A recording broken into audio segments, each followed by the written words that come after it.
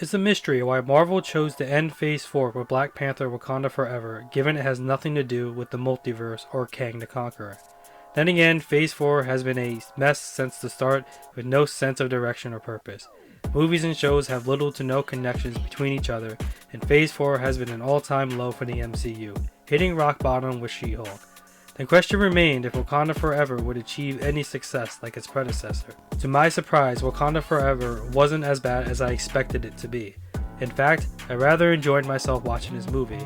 I enjoyed it enough that when my friends asked me to see it, I was game with watching it a second time, though my attention span left the theater the moment the third act started, but more on that later. Wakanda Forever starts off with King T'Challa dying from an unknown illness, while his sister Shuri desperately tries to find a cure. Unfortunately, she's too late as T'Challa dies off screen and Wakanda holds a funeral for T'Challa. A year goes by, and Wakanda is ruled by Queen Ramonda, and the mantle of Black Panther remains vacant due to Killmonger destroying the heart-shaped herbs. Other nations are pressuring Wakanda to share their vibranium, and some even attempt to steal the material by force. During a military operation in the Atlantic Ocean, the CIA and Navy SEALs are using a vibranium detecting device to locate a potential vibranium deposit underwater when they are attacked by blue-skinned people and Namor, who then travels to Wakanda and requires their help in finding the scientist who created the vibranium, or he will attack Wakanda. Thus starts a race to find the scientist while contending with Namor. Given Phase 4's track record of injecting identity politics and woke agendas, Wakanda Forever isn't as saturated as other Phase 4 movies and shows, such as She-Hulk.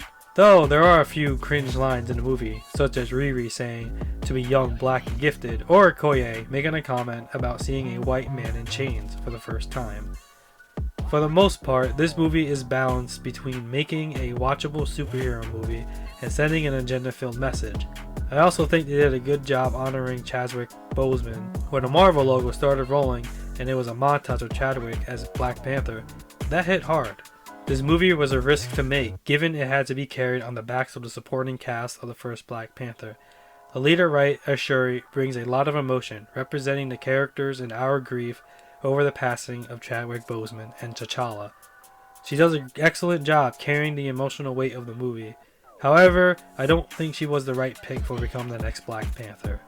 Towards the third act of the movie, she just becomes Black Panther because the movie demands it, and there's no natural progression into her taking up the mantle.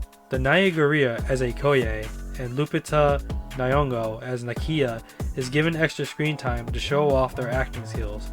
Winston Duke as M'Baku is dumbed down compared to his role in the previous Black Panther, but is equally as good. Dominique Thorne did a great job as Riri Williams.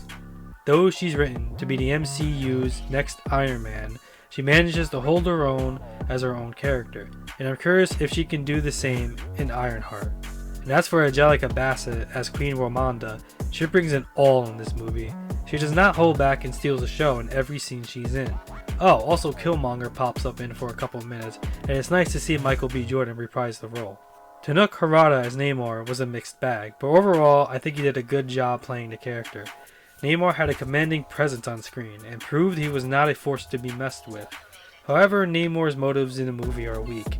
His main goal is to wage war with the surface world because he witnessed the enslavement of the Mayans. His motives weren't as strong as Killmonger's. Killmonger not only witnessed, but lived a life of black oppression, so you can understand why he was vengeful in his mission. Namor didn't live a life of oppression, he just saw it happen and deemed all surface dwellers to be evil. This movie also has just as many problems as good things. Wakanda Forever is almost 3 hours long and could have easily been cut down to just over 2 hours. The nighttime and underwater scenes were so dark you could barely see anything, and the fight scenes are in need of major polishing, with the exception of the fight between Okoye and Atuma. That fight scene was pretty good, to the point that I actually thought Okoye was going to die. This movie has its fill of woke messaging too, and besides M'Baku, the movie is devoid of prominent male characters. And I mentioned this before, but Wakanda Forever is just an odd place to end Phase 4. There is no connection to the multiverse or Kang the Conqueror at all, not even an end credits scene or tease to Quantumania. In the end, I'll give Wakanda Forever 2.5 stars.